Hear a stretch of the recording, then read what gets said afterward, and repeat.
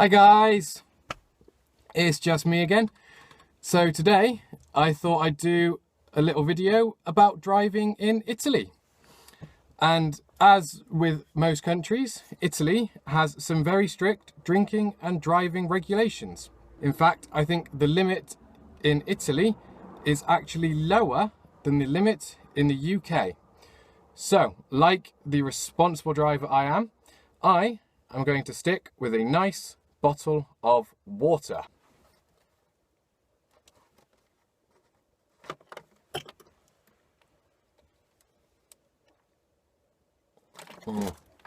Shit, I dropped the lid.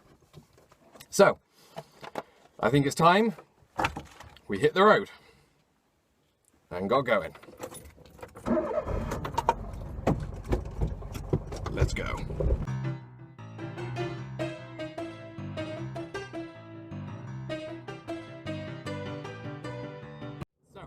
Obviously, the first major difference about driving in Italy to the UK is that in the UK you drive on the left, whereas here in Italy, as most people know, you drive on the right, which was actually surprisingly easy to get used to. Wasn't too much of a challenge.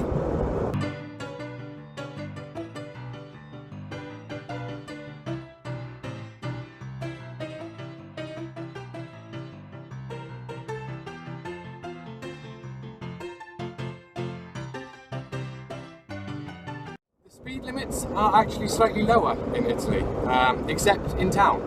In town, everything in Italy is measured in kilometers per hour, whereas the UK, as we all know, is miles per hour. So in Italy, it's 50 kilometers per hour when you're traveling around town, which is actually about 31 miles per hour.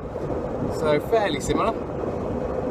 Whereas when you get out of town, onto the country roads,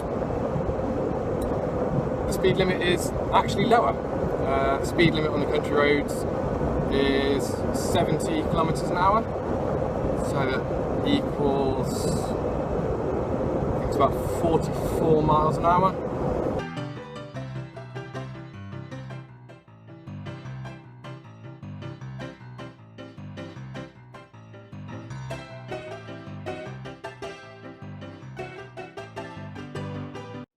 Another thing with Italy is if you decide to take the motorways, like a lot of Europe, there are quite a lot of tolls.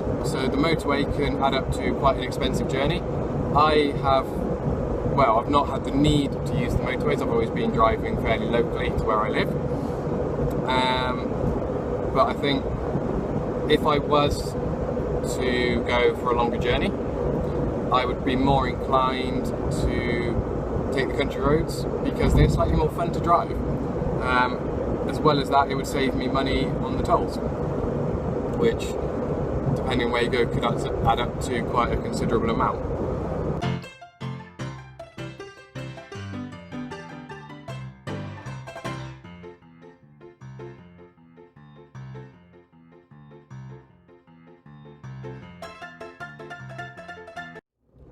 And in Italy, there are also a considerable amount of speed cameras, and touch wood, I've not been caught by one.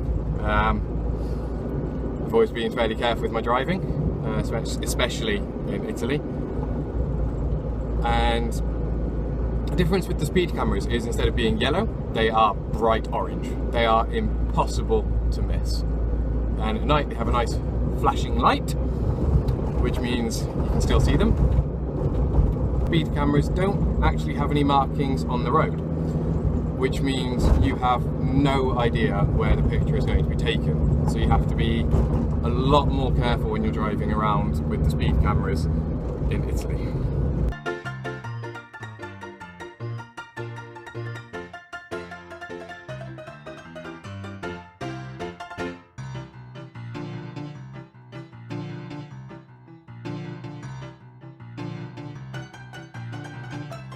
Unfortunately, I haven't been blessed with the most modern car. I've been blessed with a rather beaten up old Fiat Panda, which is or has been interesting to drive,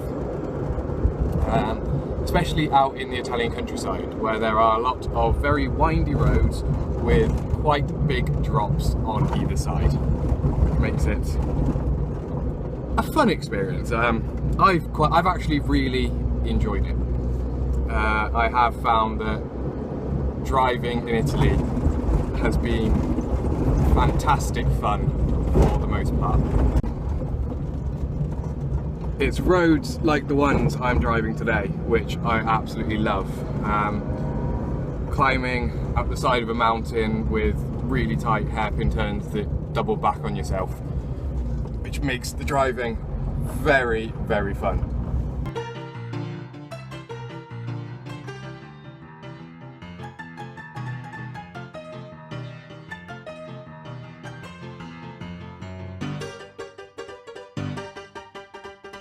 Driving around town is a bit more interesting, as most people don't seem to realise that indicators actually exist, which is a little bit frustrating when you're coming up to a roundabout, you stop because you see a car and it just goes completely the opposite direction to where you were thinking, or you'll be about to go and a car comes flying round to turn left off the roundabout, which they have no indication for.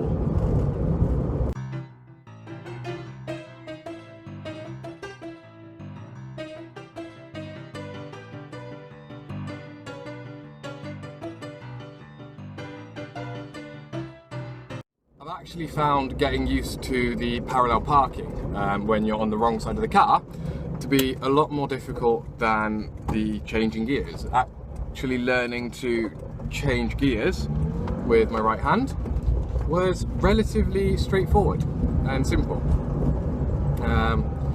It's a little bit disconcerting when I had to go around a roundabout the wrong way for the first time, but again, it's quite a simple thing to actually get used to, which is always easy when things become simple.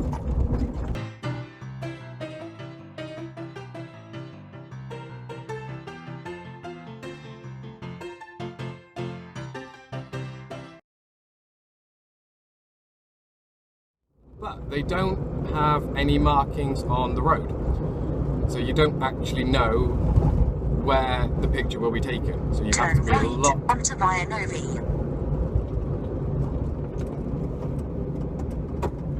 And another difference is they don't actually have any markings on the road, which means 1.5 miles, bear right onto Via Giuseppe Garibaldi.